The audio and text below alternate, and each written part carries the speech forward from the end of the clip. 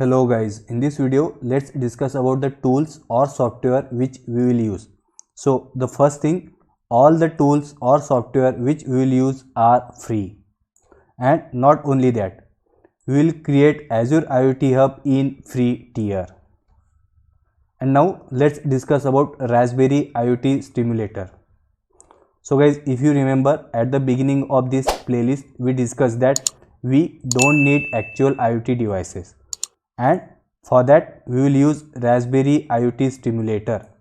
So this stimulator, that is Raspberry IoT Stimulator, it will act as our IoT device and it will send messages from device to Azure IoT Hub, and again it's free.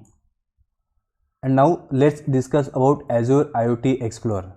So guys, using Raspberry IoT Stimulator we will send messages from device to the cloud, but then where or how we will view these messages? So we will view these messages, that is messages which are sent from device to Azure IoT Hub in Azure IoT Explorer, and again that is also free. And finally let's discuss about VS Code. Well, it has everything we need. So using VS Code we can send messages from Azure IoT Hub to device or from device to Azure IoT Hub as well. And using VS Code we can view these messages, that is messages from device to IoT Hub and from IoT Hub to device.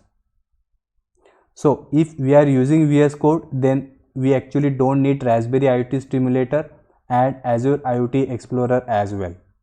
But still we will cover this Raspberry IoT Stimulator and Azure IoT Explorer so that you are aware about these tools.